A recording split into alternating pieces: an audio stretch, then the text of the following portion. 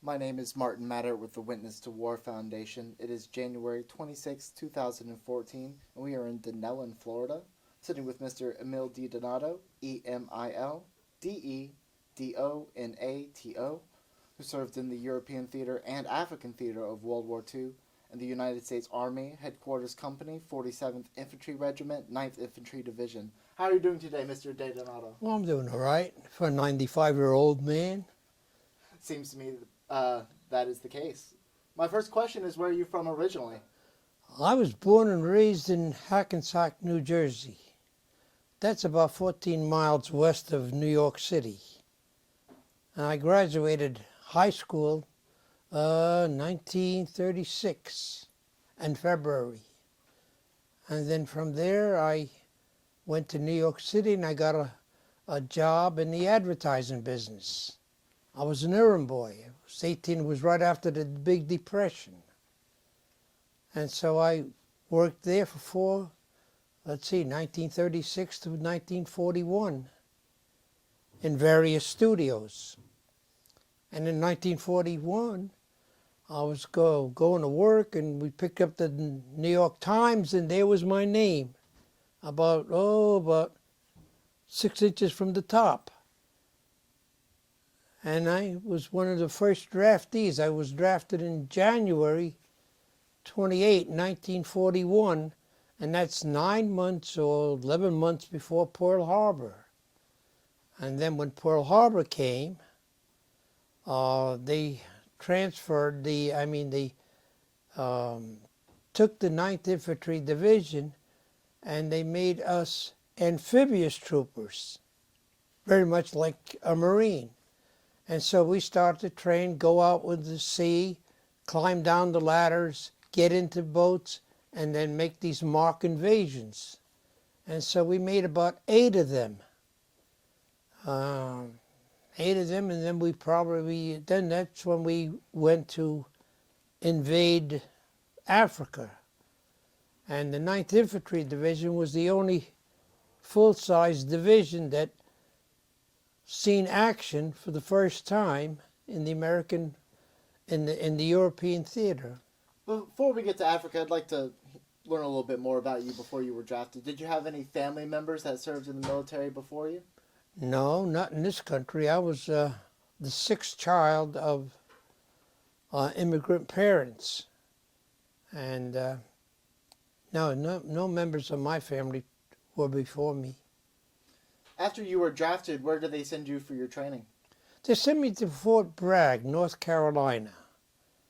And what we did there, we trained as infantry soldiers. Now, I was in Headquarters Company. Headquarters Company is they supply the communications for the whole regiment. In our day, there was 3 regiments, the 39th, the 47th, and 60th. Each one has about 35 members. But it's breaking up at A, B, C, are rifle companies, and D is a heavy weapons company. Now, my job as message center, what we did is we would have to contact the 3 battalions to give them march orders, to give them the codes, to give them whatever they needed. And the only time we would fight was when we get counterattacked, and then everybody fights, you see? Mm-hmm. But up until that time, we were mainly communication. Our job was communicate.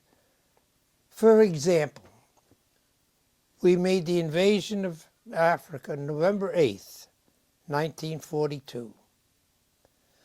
When we go in, I go in with the attack forces. I volunteered that. And my job at that time was, now I have to contact the ship, get hold of my 2 radio men, and calibrate the 181, as it was called, radio, to try to contact the ship. In my case, when we hit, it was complete dark. It was about 4:30 nighttime. And just about daylight, we started to get small arms fire at us. Well, I looked for my radio men, and there wasn't any. I seen this technician fellow. He was a corporal. And I ran across the street, and I says, where the hell is the... where the hell is the other... Where's your friends? I gotta contact the ship here. He says, well, the radio is across the street. So let's go get the radio. So we went across the street, and Colonel Randall was our CO. He was the commanding officer of the 47th.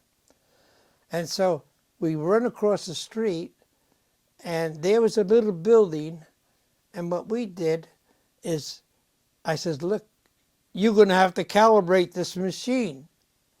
And so we set it up just like a stool like this, and you crank the handles, and he calibrated, and finally we got the machine, we got the ship.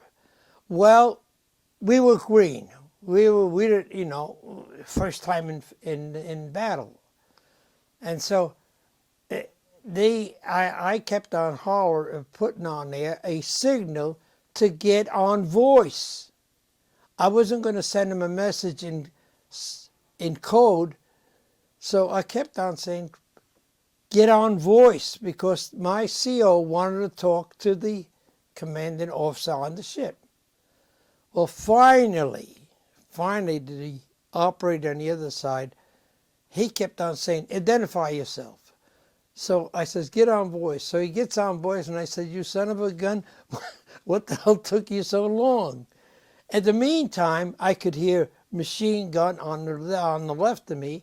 I could hear some screaming going on, and it was a little confusing at the time. So we, with contact on the ship, then I could see they sent a whole lot of, the ships were kept on shooting their shells.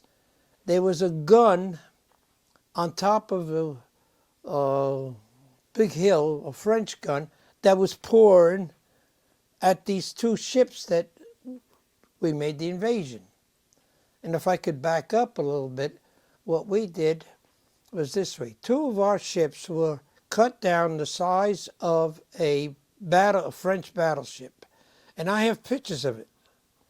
They both came and they beached themselves.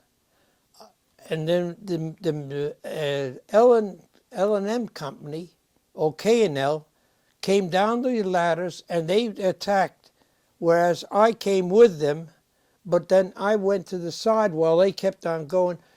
The object was to capture a French garrison, which was 3 miles inland.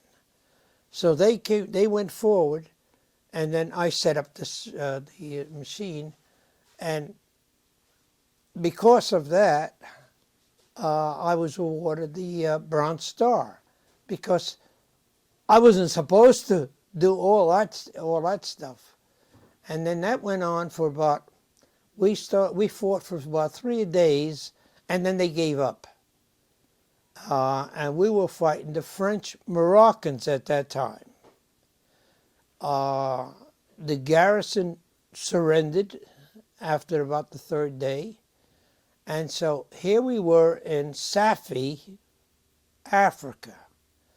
In Safi, Africa, what we were doing there was we were waiting for some transportation, these 2.5-ton trucks to come, so that we can go north to meet our sister regiments, the 60th and the 39th, which one was in Casablanca, the other one was in Algiers.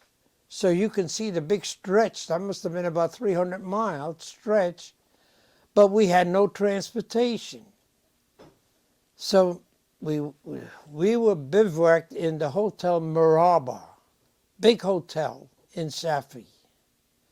And we stayed there until December 1st. And our, our colonel, Colonel Randall, says, "To hell with them, we'll walk. We'll walk to Casablanca." Now that's 283 miles. And so walk we did. The first day 8 miles, the next day 13 miles, the next day 15, and then we started to go to 20. And then in about, I think it was 9 or 10 days, we tied up with the 60th Infantry, who was in Port Leoti. They did the same thing that we did in Safi. They did the same thing in Port Leoti, and the 39th did the same thing in Algiers. Is there anything that you remember about this 238-mile march that really Yeah. still stands out? What I did is I volunteered and I walked the 27 mile, I walked the 15th mile, and I rode the rest of them.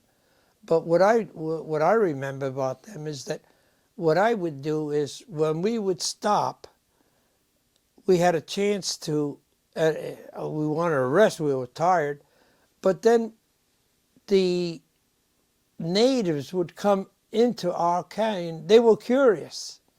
So I started to gather postcards, which I have today, of all the little towns that I went. Well, when we had always rations, in our rations always was candy and these little biscuits or something, and I would trade them for postcards, for even the money that they had. And so I have a whole bunch of coins, I have postcards, and we were told not to fraternize. I mean, these people are not as, let's say, not as swift as us. They kind of sort of backwards. They were Arabs, you know. So. And what do you remember about the path you were marching up? The environment of your march. Was it very hot? It was, yeah, we had ODs. ODs means olive drab. Those are the heavy. It was November, but during the day it was hot, but at nighttime it got real cold. And then we would have our blankets. When we march with light packs. In the packs is your ration, it's your toilet articles and stuff. And then when we get to the area where we bivouac, and then the supply guys come out and throw blankets at you, and then we cuddle up in the blanket and we go to sleep. And get up at 4 o'clock in the morning. By 4:30 we start to march. We march 50 minutes, 10-minute rest, march another 50 minutes, 10 minutes rest. And that's how we go from maybe about 5 o'clock in the morning till about 6 o'clock at night. And I will tell you one thing, and this is an incident that happened. When you march that way, you put one foot down, another, you lift them up, put them down. Some guys started to get blisters. And when the blisters broke, they would ooze blood, and you could hear that ooze sound, ooze sound. Well, a sergeant went off the road, and he was waiting for the medical guys to come so that they didn't have to walk. Well, one of the officers went up to him and says, "What the hell's wrong with you, soldier?" He says, my blisters, I'm all full of blood. Would you believe that captain took his Srebrens off? He says, "Look, is that the way? That's not good enough. Get up there and march."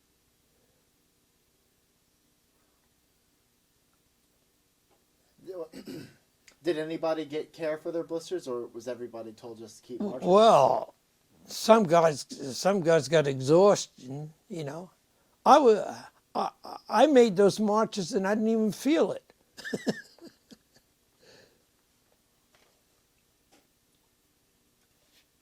So after that march, you arrived in... We arrived in Port Leoti. That's right. Port Leoti is right, I think it's right after Casablanca. I'm not sure. But when we went there, as you remember history, uh, President Roosevelt met with Churchill in Casablanca. And so, naturally, to show the people and show the world, I guess, they had a parade. I wasn't in that parade. My job was to find out where the 3 battalion was located so that I can give them march orders for the next day, the code word for the next day, and all that. Let me explain one thing. In a regiment of our size and at our time, we had the message center for the regiment consisted of 2 jeeps. It consisted of 2 4-man teams. There was the driver, there was the non-com, which was the chief, there was the me as the second in command, and then there was the runner.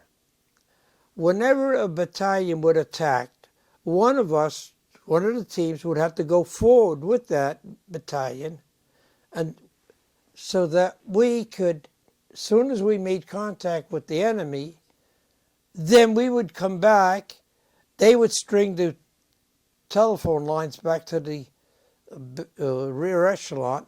Radio men would stay there. I would stay there with them so that we can tell them what's going on, so that we could either call for more power, call for tanks, call for other help that we needed. And that was the job of the message center. We didn't exactly fight day to day like Paul Crum did, one of my buddies. But whenever we got attacked in the counterattacks, then everybody fights. You see, we met with the 60th Infantry, and the same thing. Now we have to get all the way up to Algiers so that we can fight as a division. In the meantime, other troops, the 1st Infantry came aboard. I think it was the 29th came aboard.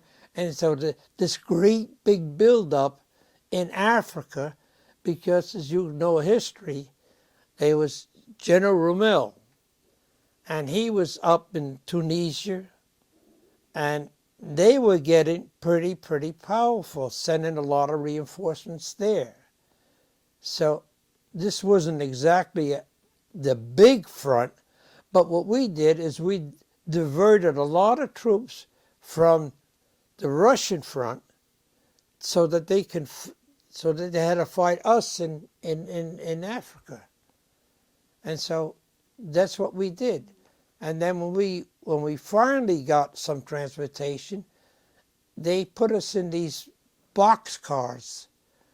In 1918, there used to be 8 mules and 40 men. We didn't have mules, but we had not 40, we had 80 or 90 soldiers in one boxcar. And as we were trying to go up towards Algiers, a slight incline, the train couldn't make it because the wheels would spin. We all got the hell out and literally pushed the train up the hill until she got traction, and then we jumped aboard. Some guys had ropes, and they would tie the rope. I don't know where they got the ropes from, but then we'd do it, pull the damn train so that it can go up the hill. In the meantime, the sparks would go from the wheels, and finally they got traction. It was just one engine pulling maybe about 40 cars, and that was too much. Mm-hmm. And then we made it. And then that's when the first battle we had was the Battle of the El Guitar. That was a brutal battle. Could you tell me how long that train ride took? That train ride took 2 days. Once it got rolling, then we made a pretty good time. Could you walk me through the Battle of El Guitar? Excuse me? Could you walk me through the Battle of El Guitar? That that was that was brutal. We are green troopers. I was an apprentice artist. Now I had about 18 months training, which was a lot for at that time. The Battle of El Guitar, the Germans were they were all on high ground. It's this way. You got two high grounds.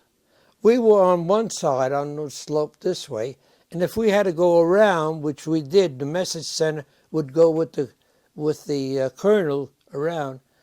You would get peppered with artillery as you would make the turn.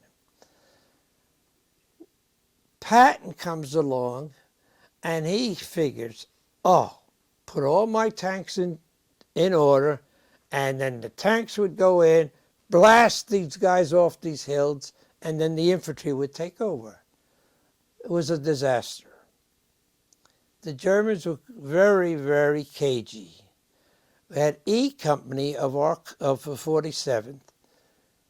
Their captain made a reconnaissance. He reported back. He says, there's nothing there.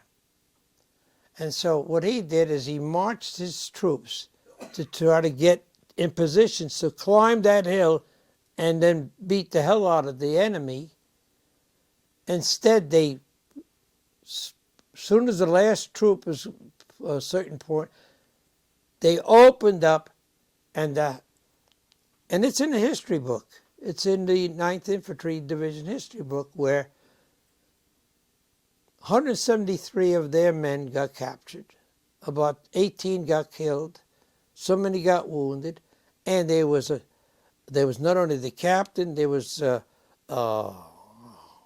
I think there was a colonel, about 3 or 4 ranking, all got captured and killed. And that was the start of it. Then we wised up. You just can't go ahead on a frontal attack. You're going to have to start doing some flanking movement to dislodge them. The Germans had superior in air at that time. We had to depend on the Royal Air Force, and they would come over with the red circle in the middle like a target, and they would give us support. Well, support they did. They came over, and through their help plus ours, we had our Air Force at that time was really, really, what would you say, poor, as if you want to give it a rating. But they were willing. These young kids would come there and they would swoop down and they would open up their machine guns on us. And for us on the ground, that was wonderful. I mean, any help that we can get, we appreciated that. It took us 9 days to get them to get and so from there it was one hill after another, one big hill after another in that terrain. My job as message center, one of our teams, what we would do is if they needed so let's say one of their radio operators in front, and so regimental CP command post, we would take them in our car and deliver a new man. We would deliver 4.2 mortars when they needed. We would deliver march orders, maps, and ours was an important segment of the fight, although we didn't do the actual fighting, you see. Mm-hmm. So this is what we did. Got on the train, got all the way up, and then from then on is history. Because now we had the 1st and 8th Army of the British, one on the north side, one on the south side, but I guess it was Alexandria. And they were clamping the Germans, And then we were coming up the center part so that they couldn't make any kind of a flanking movement. And then was the 1st, the 3rd, the 34th. There was one, I think it was, what do you call it? National Guard. I think it was the 36th. The American Army consisted of 9 divisions. 5 of the divisions went, the 5 of the divisions of Marines went to the Pacific. The 1st, 3rd, 34th consisted of a combat team. And that's what we fought throughout Africa. And so, as far as the battle to knock them out of, that was tough, very tough. I could remember some of the places, but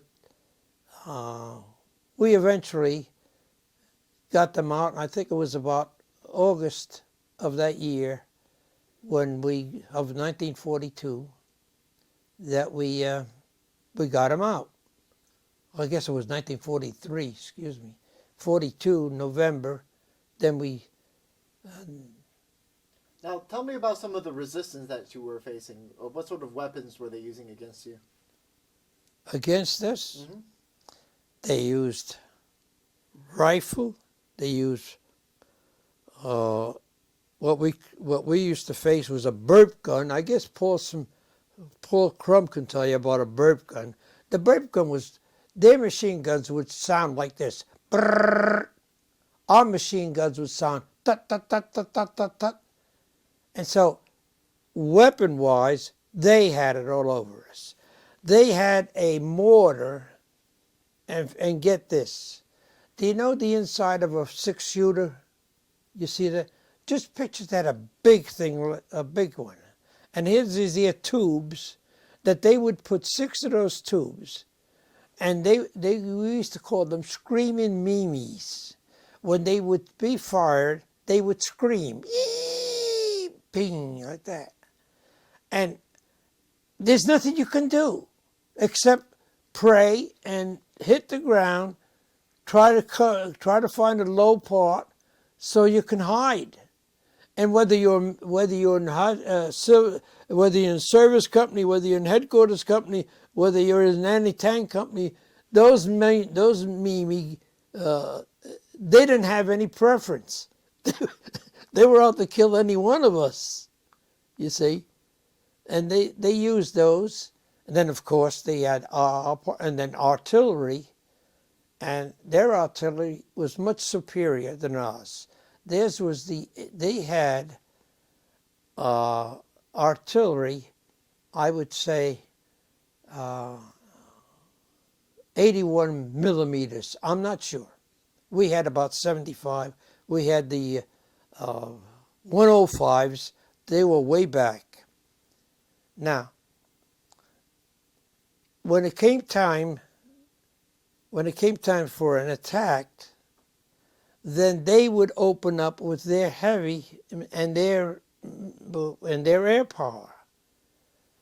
And so all we could do is wait until they finished so that we could attack. What could I tell you? And how long would these attacks usually last? Sometimes 2 days, sometimes 3 days. And then one of us would have to either back up or go forward. In our case, we went forward. The 47th Infantry was called upon more times to do more hard work, and especially the 3rd Battalion of the 47th. Mm-hmm. And that was, let's see, IKLM, and M is the Heavy Weapons Company. In our makeup, the 4th Infantry, the 4th Infantry Company is the Heavy Weapons. They had the BAR, Brown Automatic Rifles, and then they had the machine guns, and then the other three companies, they would depend on them to try to knock out any resistance in the front. I'd like to walk through your experience at Utah Beach. Could you start me from the beginning? Well, Utah Beach came after Sicily. In Sicily, it was, I wouldn't say a cakewalk, but in Sicily, that's where I got my cluster to the Bronze Star. We, as a forward echelon, we went as far as we can go. And when we went as far as we can go, no sooner did we get off the road when we start getting these mortars at us. And these, like I described, these screaming mortars. And so we wouldn't even, the CO of that forward echelon, when he realized that we were too far, we advanced too far without any protection, he rings the message center, which we are always close to the road, so that everybody could, all our other battalions could see us to communicate with us, to come with their runners. And so they says, get us the hell out of here. Well, get us the hell out of here is not an easy not when you're getting mortars thrown at you. So what I did is I got my Jeep and I was able to contact F Company, who was about, maybe they were about 500 yards, and we need help. And so whatever they did, I don't know. But they, all of a sudden, no more mortars. We got the hell out of there. And then they, whatever, I don't know what happened to the F Company or whatever happened, but that's, so I got the whole bivouac area guys, I got them out of there. And first thing I know, I had a cluster to my, I found out that after discharge, not then. You know, they don't tell you at that time. We weren't looking for medals. We were looking to keep our skin without getting hit. How close did you come to getting hit? A number of times. I mean, in Africa, we got straight. Could I say this? I had to go to the bathroom. Well, they used to dig a little latrine, maybe about 12 inches wide, deep, and put the dirt on each side. So after you go, you put the dirt over. Well, I wasn't going to go to the latrine. So I went out in the open field, took my little hatchet, and I dug a little hole. So I crawled over the hole. Just as I was ready, here comes this damn old Jerry with his machine guns flying like this, brrrr, coming like that. So I figured, well, if you're going to hit me, you're going to hit me in my back. So I turned around. I looked at the guy, I know he's coming, so I just turned around and you can't stop me from what I'm doing here. And so he strafed, he drops a bomb, and it hit right into the sump pump of the kitchen where they throw all their garbage. So nobody got hurt, but they all got splattered with some of that garbage. So that was one time, and then there's at least 3 or 4 other times when I don't know myself how you survived, you know. Did you obtain any injuries in your time through Africa or into Sicily? Oh yeah, in Africa, it was raining, all right? We were already we were starting to go to Algiers. Now, in Africa, the roads they weren't like our roads. They weren't even solid. They were muddy. We're coming down a little hill, and this is the forward echelon, the message center for, and we have a C5 in front of us. What we're going to do is we're going to pick out an area so the main body can go and have a bivouac. When we're coming to the bottom of the hill like this, the driver, who wasn't even supposed to drive a command car is very flimsy. it's like the old Ford Roadsters, a canvas top, and in the back it's mounted a big 181 radio. It's a big box about that big, like you see. And we get to the bottom of the hill, the guy slips, and this thing turns over, and we landed on our back. Here we are, all sloshed back. So I looked to the right of me, and I said to him, I said, John, you hurt? I said, Venetia, you hurt? He says, no, but we can't get out of here. They were pinned down. In the meantime, we could hear sort of some liquid going, and that was gas that was leaking out of the tank. And so I don't know where these guys come from, but these turban guys, Moroccans or whatever, they came out and they pulled the first guy out and pulled the second guy out. And as a result, I couldn't move my shoulder. And my shoulder was kind of numb. So I stayed to the side of the road so that when everybody, all the rest of the line passed, and the medic guy said, what's wrong with you? And I said, I hurt my shoulder. They put a sling on, and I said, oh, maybe I get a ride now. They says, walk. He said, we're not taking walking wounded. So walk I did, and I joined my outfit. I couldn't do anything because I had to see it. So they gave me 6 white pills, 2 yellow pills. Take these pills every day. And then, I don't know how and then it went away. Oh, I forgot about it. So That was one time. I could tell you a couple other times when it was real. But that happened later on. well, we'll keep moving. Anything else about Sicily that you remember that you'd like to talk about? Well, that was Sicily was a fast deal. I think we hit Sicily about August 1st or 2nd. By the 25th, it was all over. You know, they had no choice because then the Americans hit Anzio, and Sicily's down here, Anzio's over there. Well, they had to get out of there, so they had a hard time crossing the Straits of Messina. Messina, there's the island of Sicily, and that's like a boot, and the mainland, and then there's the Straits of Messina, which is about 4 or 5 miles wide or something. And that's where they took one hell of a shellacking because now we had a good Air Force, and then we had the British Air Force.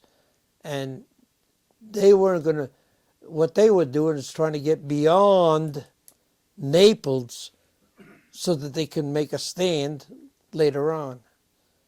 So the only thing I know about Sicily is that we were waiting for orders to go to England so we can invade France. And we were in a olive batch, and the natives would come there, they would spread their sheets, and with long sticks they would hit the branches, and all the olives would fall. See, this, of course, this is almost the fall. This is in August. And then one of the things that I did is I could speak Italian. I couldn't. It's a dialect, very much like over here. We got the Southerners, we got the Northerners. So I contacted a guy who ran a little wood shop, and I says, "Hey," I says, "I'm message center," and so I drew him a little sketch of a box that way we can lift up the hood and have our code machines there, have our pads, because we didn't have that. When it rained, we had to protect this way here. And so I got that done. So when we would go out, take the box off, put it down there, open up the case, and it was like a little office. And I don't know if they gave me a recognition for that or not. But then at that time, I got a package from home, and my mom sent me a little vial of whiskey and a pound of spaghetti. Well, what am I going to do with a pound of spaghetti? Whiskey I can do something about. Pound of spaghetti, I so I went to one of the natives, and there was a young girl and her mother, and I says, cook these in the Thai. I said, cook these here. And she says, well, that's too much. I said, well, cook just a portion. You can have the rest. And she did. And I had four members of my team go there. We had a spaghetti dinner.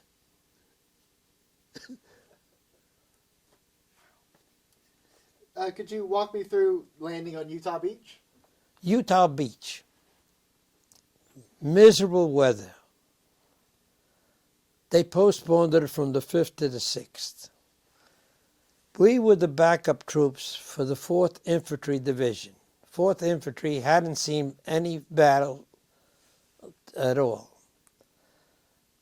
The 9th Infantry Division, part of it went in with the 4th on D+2. I went in on D+4. And I only could describe when I went in. When I went in on D+4, we hit Utah Beach, and it was all quiet. The 4th Infantry Division, plus their attached units, had cleared that area well enough for us to just drive up to the sand and then jump in, and we were up just about a little bit above our knees to go in. And then what we did, when I went in, there was still soldiers, our soldiers that hadn't been picked up. We seen these gliders that they went in on the airplane would take them, they would release the glider, and they were strewn on wires. There was all these Germans obstacles so that a plane couldn't land or that it would stop. And so we went about 3 miles inland, and then we stopped to get further orders. And then after that, then the 9th Infantry Division is credited with cutting right across that peninsula. Let me just try to describe it. You got Utah Beach here. You got that big stretch of France, and up here is Cherbourg. It's like a little extra piece of land. Over here is the Le Havre. The Havre. All right? So now when we cut clear across, and the other troops, when I say we, then I say the 78th, the 88th, the 109th, and they all follow through. So as we go this way, they keep on going that way, both back north and south, to protect us. Otherwise we'd get slaughtered, see? And so when we cut all the way through, and it took us about 5 or 6 days. Now we had tanks, we had artillery, we had air power, and so it wasn't, for me, it wasn't so bad. For the frontline guys, it was hell on wheels, all right? So we cut through, and then what they did is they diverted the 9th Infantry to go up to Cherbourg. And that's what we did. And E&F Company of our 47th Infantry, they were the first troops in Cherbourg. And in Cherbourg, when we got to Cherbourg, picture this, big, massive concretes round like a dome, and then they had these sort of sliver windows where they had machine guns that protected them from any invasion. That would have been the logical place to invade, because once you get there, now you got a good harbor of Cherbourg to bring a lot of supplies in, and that's what the Army's all about, supplies. As long as you can supply the Army, then they can fight. But once your supply lines are cut, then it's hell on wheels. So that was our job. And so after Cherbourg, and when we got to Cherbourg and we got in these pillboxes, they had, in these pillboxes, they had cognac that you wouldn't believe. They had little containers about that tall, like our tomato, just like our tomato cans. In there, you would take the thing and open it up, and a fresh little loaf of bread would come out. And they had cheese and everything. So you can imagine what E&F Company looked like that night with all the cognac, cheese, bread. And I wasn't part of that. My job at that time was to find out where 1st Battalion was laying, where's 3rd Battalion laying, so I can pass on the orders or whatever messages we had. That was my job. And so where did you go after this? After Utah Beach and after Cherbourg? Yes, sir. Now you asked me a question before. You says, did I have any other close calls? Did you have a close call over here? Now we have to go, and we have to go towards Paris. And so the big stumbling block, and you will find it in history, and the St. Lo Pierre Road. St. Lo, you came down I-75. Just picture this. You got this big highway. The Germans are about 1,000 yards on one side. We are not only the 9th, the 1st Division, the 3rd Division, this whole big thing, this whole big line. And so now we're going to have to, one of us, either them or us, we're going to have to knock the other guy out. Well, message center, we would take, there's 2 teams. What we would do is 4 hours on, 4 hours off. So we're waiting for the time to come. So I pitch a tent with the code clerk. I says, come on, let's go rest. So we went about 45, 50 yards beyond where we dug this great big hole. It was about 6 foot this way, 6 foot that way. We covered it with logs, put branches over it, because we knew that we were going to get this terrific air power coming over us. Well, it was about 20 minutes before our time was up. I says, come on, let's go and relieve.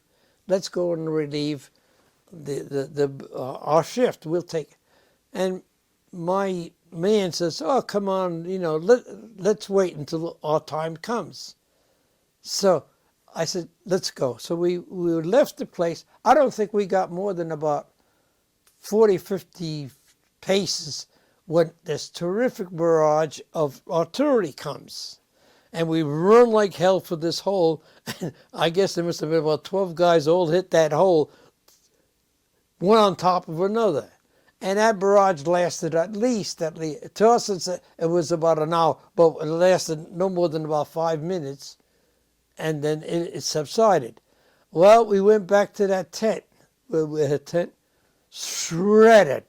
The blanket, holding the blanket, the whole canvas is all shredded. What happened was a shell hit the tree and just sprayed the hell. So the both of us would have been killed. We wouldn't have it. There wasn't a chance in hell that we would got away with it, because if we try to get away from it, there's spray. The German shells are different than American shells. The German shells, when they hit, they go forward this way and they spray. Our shells, when they hit, the back opens up and they go backwards this way. So they have the advantage, and I don't know if your other interviewers that you interviewed explained that to you, but that's the way the Germans' shell worked. Theirs goes forward and sprays. Ours hits and sprays backwards. Well, that's 90% of them are ineffective, Mm-hmm. But they make a lot of noise. They scare the hell out of you, So after Schoenberg, you went to Paris. Is that right? Oh, we never got... No. So now, you went to St. Lo. we're at the Pierre St. Lo Road, all right? Okay. Now, at 4:30 or thereabout, just at daybreak, as far as your naked eye could see, these flying fortress came over. They came over. Now they had to. The little planes came over and they marked. They marked red right by the. They dropped these flares like you see fireworks. These red flares. They beyond that PR. They had these orange flares all the way down the line, and then they had the green flares. The green flares, yes, drop your eggs on the green flares. Again, I say we're about this far away. They were about the same distance on the other side of the highway. And so here comes all these planes. And as they come over, the first few, and they took a lot of ack-ack. And one very sad sight was one of our P-38s, which is double fuselage, got hit.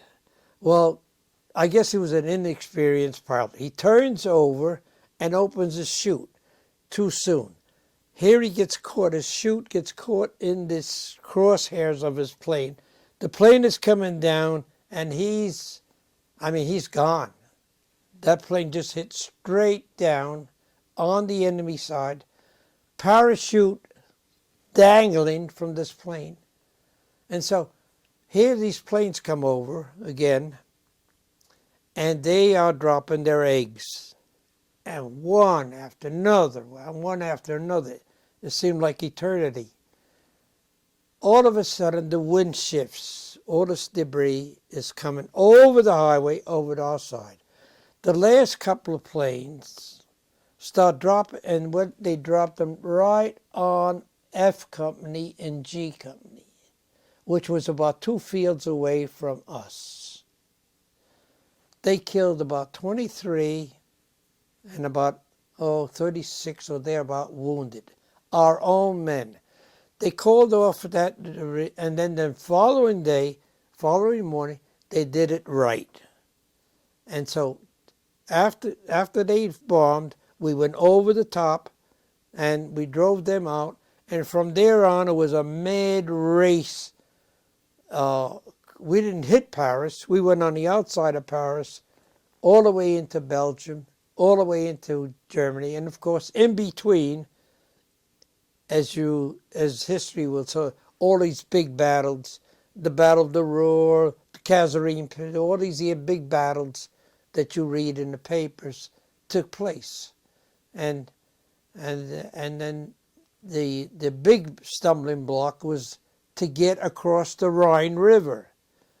Now the Rhine River is a big, wide river, and when you probably had other guys like me tell you about how we crossed the Rhine, I can tell you how I crossed the Rhine. Please do.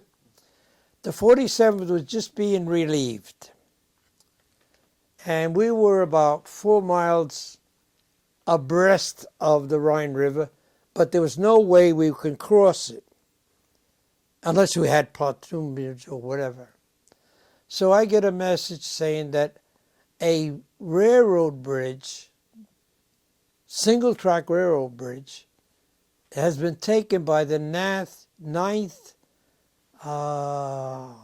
Armored Division. Not 9th Infantry, 9th Armored. These boys, they ride around these armored trucks, and they got the cannons, and they got these 50-millimeter machine guns.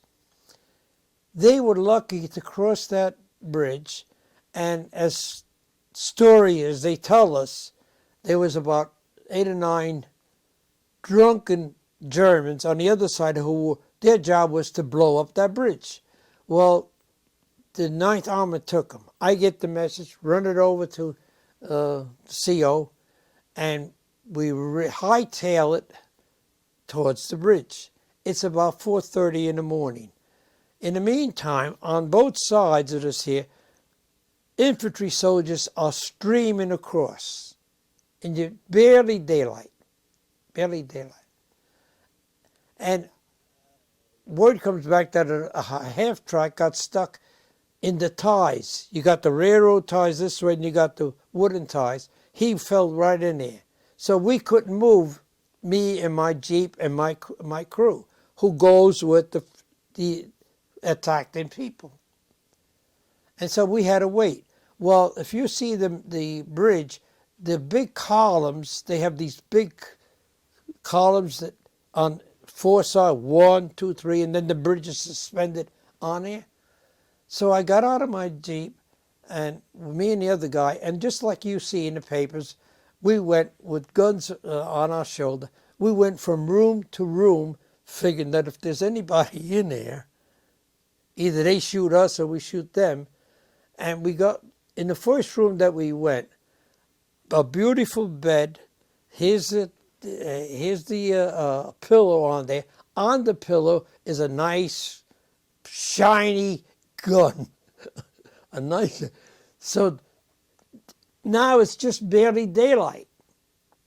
So right away, my friend, my fellow soldier friend, says, "Let's get the gun." I says, "Wait a minute, might be booby-trapped."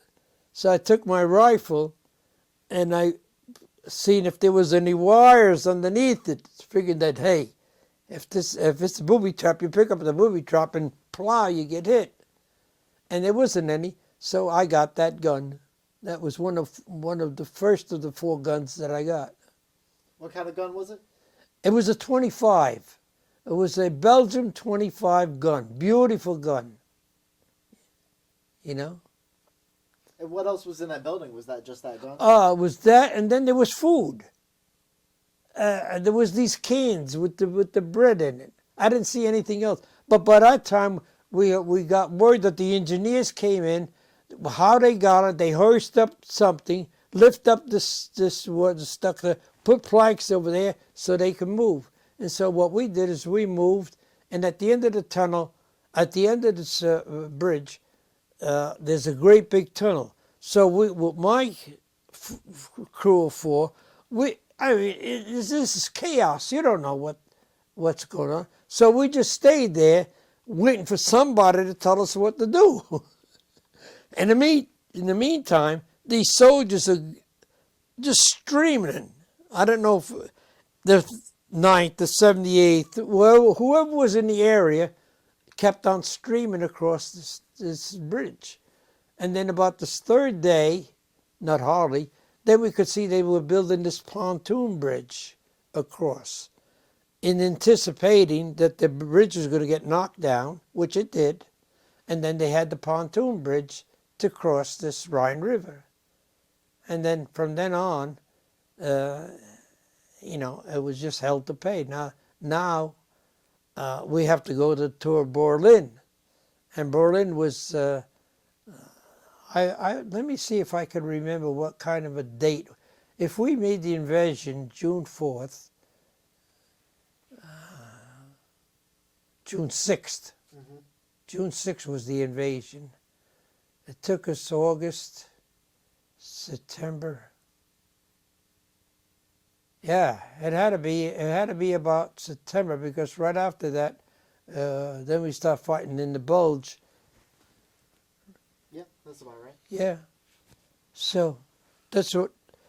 Excuse me. So that's what we did. Now, I guess when you have other interviews, they were more closer to the actual fighting than I was. And all I could tell you is that we never did see Paris, the 9th Infantry. We got into Belgium, and we hit a town called Vivers, Viervies, I think that's the way you spell it. And one thing, as soon as we hit the town of Vivers, all of the people come out screaming, America. And I could tell you one thing, and this is an aside, but the most beautiful women are in Belgium. I mean, they don't wear lipstick, or they don't wear rouge or anything. They're gorgeous. And how large was the town of Vivers? I would say the town of Vivers was about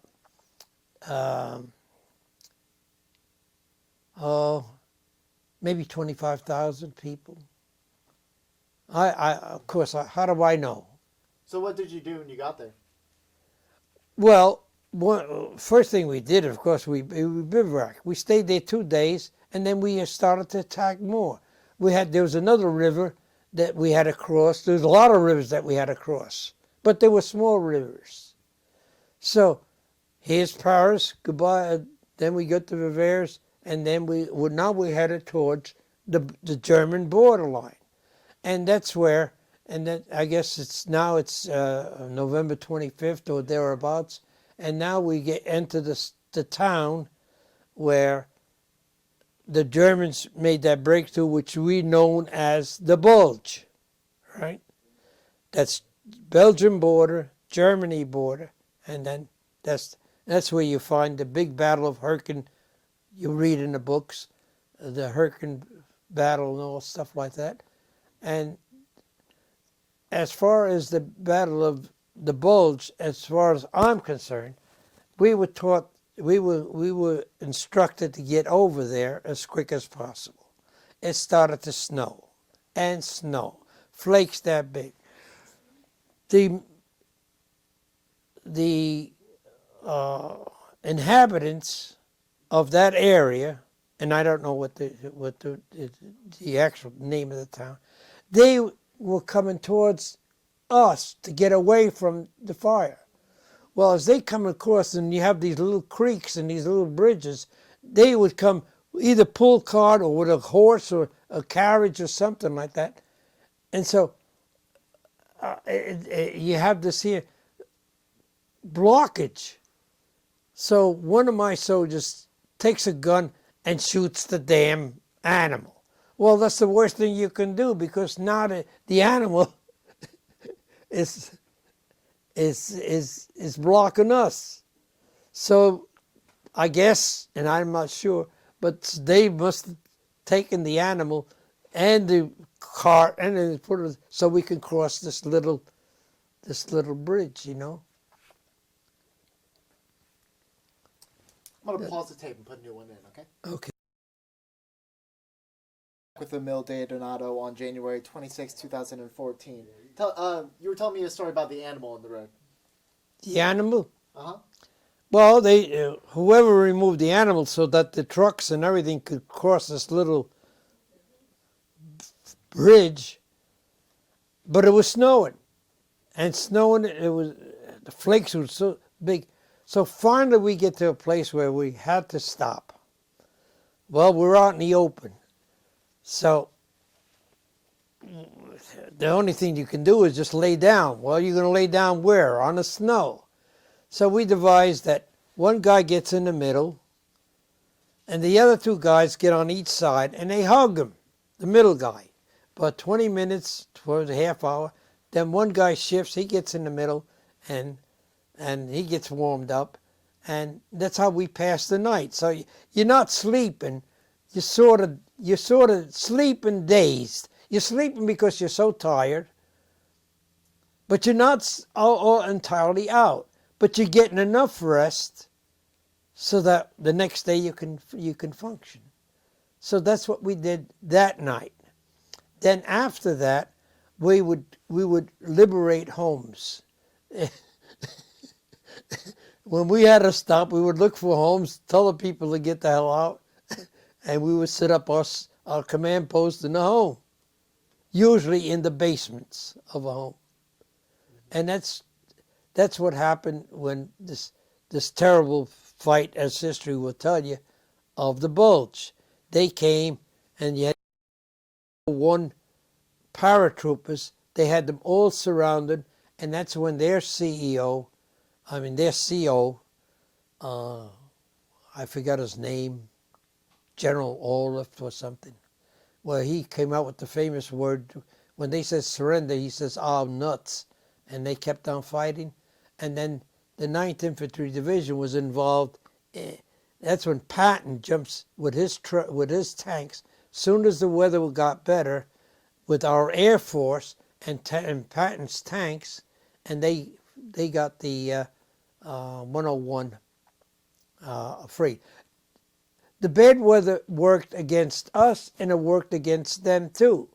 Now their supply lines was kind of short.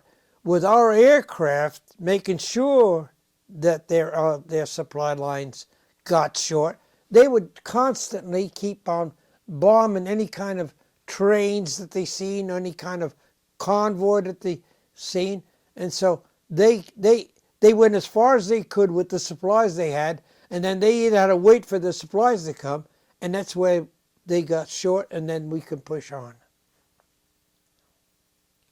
And how close were you to the front lines? Well, sometimes I'm one field away, sometimes I'm a mile away, sometimes I'm maybe 2 miles away, depending how fast they advance. Once they get contact with the enemy, let's say a battalion attacks, right? Now they got one attack, they got one a bunch of troops in reserve so that any contingency they can fight. That's not my job. That's the job of the commanding officer. My job was when they got contact like that, I would have to know where they are. Now, when I would go inside the tent, I used to have maps mapped out. I learned how to read a map. I learned how to read the contours. I knew if this was a hill. I knew I had to know that. In addition, I had to know all the different codes by memory, so that I can converse. And then in garrison, when we were I would get the whole 3 message centers, 1st, 2nd, and 3rd Battalion. I would get them out to headquarters. We would have these meetings. I would say, look, fellas, here's how you operate this kind of coding machine. Now follow me closely. If there's any garbage in it, here's how you could clear the garbage. You keep on going. Look at the message. Maybe he repeated it. Cross that out. And I would train them. And so then we used to have our own codes, you know. We made up like the GSA code and all that stuff was do this and do that. So we didn't have to spell it out in longhand. But that was something that the Army didn't teach us. I did it on my own, you know. And so that's how we were.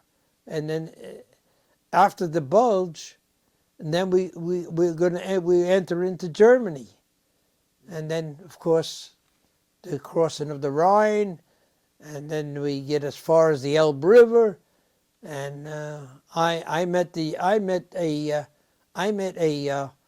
reconnaissance. Me personally, I met them reconnaissance on April 26th. I met these Russian soldiers. They were tugging on a cow, and the German family didn't want them to have the cow. So here we come, that I was trying to contact another division to tell them where we were, so that we saw, and they were tugging at the cow to get it. And now we have a language barrier, but the big understanding language barrier is visual. So I'm pointing to, I says, here, you get the cigarette. Let them have the cow. Here's cigarettes. Here's kid. Oh, yeah. So they swapped me for about 5 packs of cigarettes and some candy, and they let the people keep their cow. The Russians were going to take the cow, slaughter the cow, and they were going to eat it. And so they went their way after we shook hands and all that stuff, and I went my way, you know. First of all, I didn't know that they were Russians. I thought they had these big hats on and all stuff like that. But then when we got close to them, on my Jeep, I had a 30 caliber machine gun that could swim. But the machine gun, it was almost ineffective. I have a driver here. I have a machine gun here. How the hell could I shoot this way without endangering? Where am I going to go to shoot him? My only vision was in front of me, see?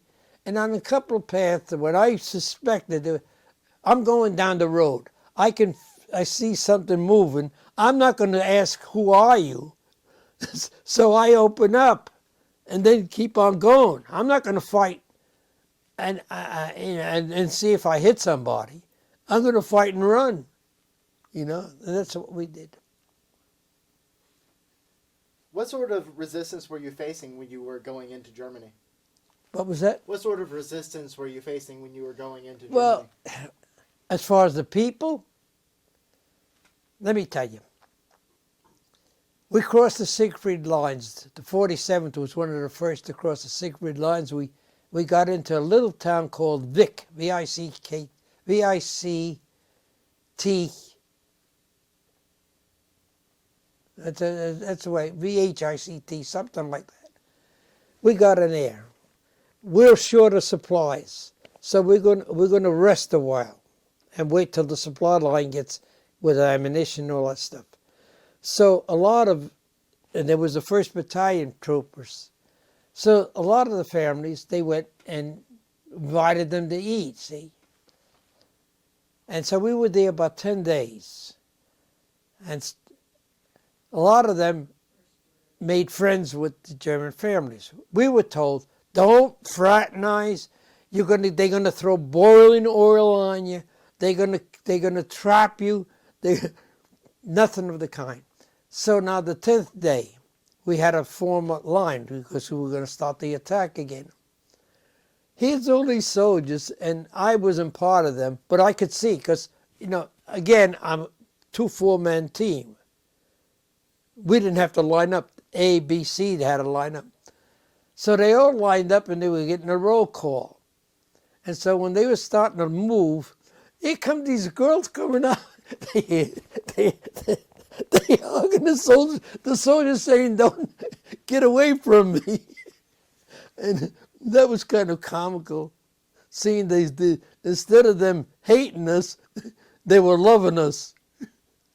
At least that's what happened in my area. Could you tell me about crossing the Ludendorff Bridge? Well, like I told you, I got that message. The people who rushed to that bridge. I crossed it. I got that gun at that bridge. And then at the end of the tunnel, I waited there about a day before I knew that we were starting. They were having resistance. Across the bridge, a little back, there was the Ruhr dams. That if the Germans opened up those dams, they would flood the whole area, and it would be a real tough movement to get mechanized equipment across that big marsh land. Fortunately, our 2nd Battalion took they had these V1s, which they call Victory Bomb, and V2s that they would fly over, and then they would go to London, and they would hit down on. And so our 2nd Battalion, and I don't know the story with them, but it's in the book, that they took that without them getting a chance to flood the area. So that was a plus. A lot of lives were saved, and we got the job done. You mentioned a story about the Black Forest. Could you tell me that? Oh, that was sometime way before we even crossed that's back. Just before we get to the end of the war, I'd like to... Yeah, and that was, I think we were in Belgium then. The Hurricane Forest was in Belgium. This is a great big forest, right? We hit it, and there was no moon. It was dark, real dark. How in the world did we get, so we got to bed down. So I got my people, I says, here, dig here, dig here, dig here. We try to space them apart so we don't get hit at the same time. And so I heard mail call. I figured, let me go back and get the mail call. So I heard the guy, mail call, mail call. I go back, and I don't know how the heck, he says, here's your mail. I get the stack of mail. Now I got to go back where I am and it's a path. And as I going back, these two goose stepping like this, and you could see, I can't see them. I could see their figure, but I can tell by their helmets. Their helmets a little different shape, and they had arm in arm. They going this way, I'm going this way. I got my rifle on my shoulder. I look back. I says, "My God, those were two Germans. They walked that way. I walked this way, and touche, nobody got killed." Tell me about the end of the war and where you were. The end of the war, we were on one side of the Elbe River, and we were told to stop. And that's where I think the Americans made the biggest mistake. It would have taken us 1 hour to jump on tanks. The infantry would have jumped on tanks, and with our mechanized, we would have gotten into Berlin. And the big people on top, whoever they were, the president or whatever, told them to stop, give the privilege to the Russians. All we could say is we came this far, let us go into Berlin. And as I say, I think it would take us an hour. Jump on these tanks, jump on the mechanism. There wasn't any resistance. The Germans were telling us, you better fight the Russians now than later. They're going to give you all kinds of problems. We don't have nothing. And they would surrender to the Americans because they were treated better. So here we were on one side waiting for the war to end. And like I said, I met the Russians April 26th. They were on patrol. Now, April 26th, all the way to the 30th, all the way to the 7th, you're talking about almost 14 days for the Russians to come over and take Berlin. In the meantime, they were setting up movies for us, just killing time. And so they had the privilege of walking into Berlin, and we just stayed there watching them, you know? Yeah. And how long did you stay there? Well, that was in April 26th, like I said, was May 1st or 2nd. And then on May 8th, they told me I had to go home. Now, picture this. Here I am, I went through all the war. I was lucky, I got a little nick on which I showed a scar on my over here. I didn't know that I was decorated at that time. But I didn't want to go home. I was getting letters from my mom, go see my sisters and my brothers in Naples. They were from Salerno. So now I wanted to go to Naples because we were bivouacked in the Luftwaffe camp.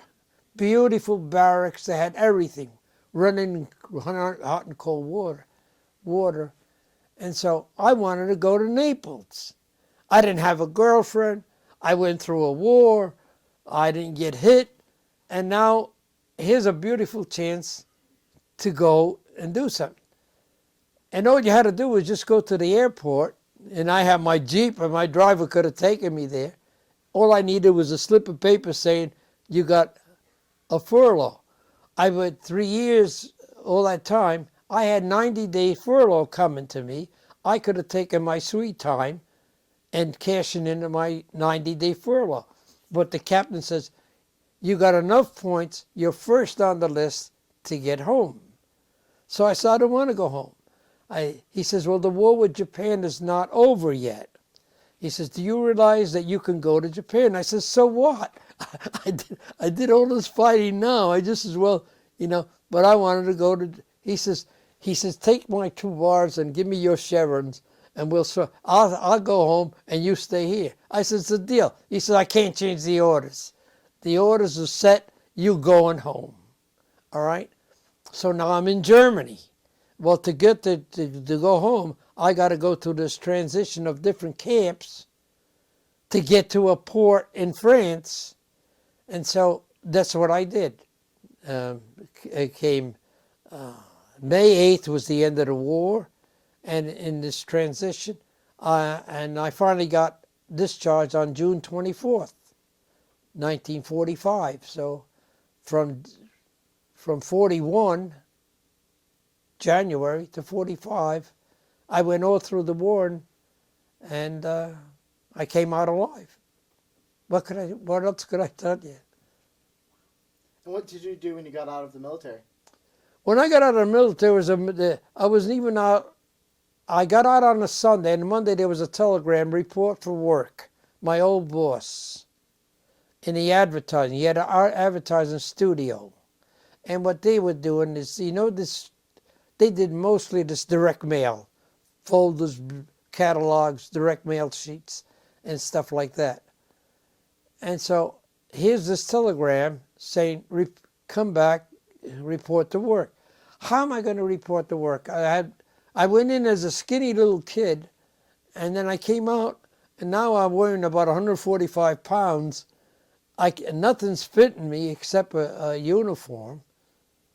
And so I called him. I says, I can't come back. He says, meet me tomorrow or the next day, and I'll get you some clothing, which he did. He got two. But in the meantime, it's July 4th or there. I'm home a week, and I went back to work. But before I went back to work, my old boss treated me like his son, I mean, what he did was he took me out to the lunch. Well, he took me to the Stork Club in New York City. He tells the owner, Billingsley, he says, this fellow went all through the war, and he's one of the first. Well, Billingsley takes, and he rolls in a cart, inside all ice, and there's a bottle of champagne. He says, and so my boss says, order something. Oh, he says, over here they got good pheasants. Pheasants, little small chicken. And he orders that for me. I couldn't eat. I was so damn nervous. I'm not, this is not I'm in my uniform because I didn't have any clothes that fit me. And I said, I can't eat, see. So what I did is, but I could drink. So we popped off the car. So I kept on drinking and drinking. Now, if you drink about 2 or 3 glasses of champagne, one after another, and you can't eat, well, you can't walk. So I staggered, went back to the studio, sobered up a little bit, and went home. But then on July 6th or 7th, after the holiday, I had one uniform, one set of clothes. I went back to work, and it was hell. First of all, I couldn't sleep in the bed. The bed was too soft, so I would tumble out of bed and I would sleep on the floor next to the bed. And then when I would go to work, and he had a whole string of artists, all girls. Here comes a live guy, went through a war, and you have a whole string of girls. So I'm nervous. I haven't seen an American girl in a long time, and so it was rough. So I started to drink. I would get work, and instead of going home, I'd go to a bar and see if I could get through this, And then I started out just as an apprentice artist. If a letterman would do a job, I would ink it in. And that's what I was taking up, layout and lettering. And if they would do the layout and they wanted to put it together as a book, I would take the rubber cement and all that stuff and piece it together and make a book. That's what I did. But my boss didn't want me to do that. I wanted to be an artist. He didn't want me to be an artist. He wanted me to be a contact man, or what would you call it, account executive. So he started to introduce me to different accounts. He introduced me to Good Housekeeping, to NBC, to U.S. Rubber, where he was doing business with. And then if they had any work, I would go there, pick up the instructions on it, and then we would do the finished artwork. So then I became an account executive. And then I started to take my own sample case, and I would go out and solicit business, which I did.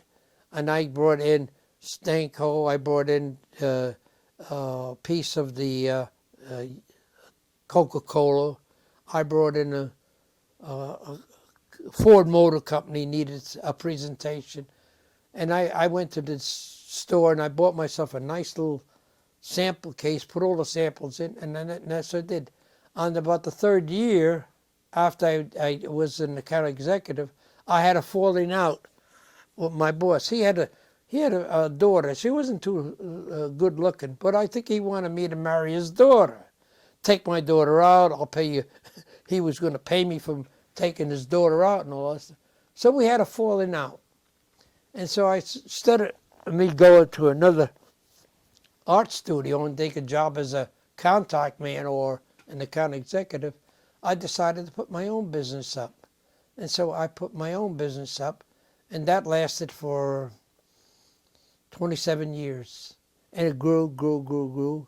Started out small, and then I started hiring people, and then I started doing placement, and then I became an advertising agency. And I was located on 299 Madison Avenue, and then I occupied 90% of the fourth floor. There was only one other company beside mine, and I kept on taking more space. And then I got into TV commercials, and I got into animation. I started doing animations. And my job as president, again, was to get the business. The other guys had to do it, see? And that's what I did until 1974. I sold what remnants I had of my business, and I moved down to Florida. And I wasn't retired, but I thought I had enough money. I had all my three kids were all in college. My son Rick was in Pennsylvania. My son Ralph was in Miami University. The other guy was in Arizona. These three guys, all in college at the same time. Well, your money don't last too long. When you got three kids in college, each one wants a car, each one wants a plastic car. So I started to sell real estate when I was in Florida.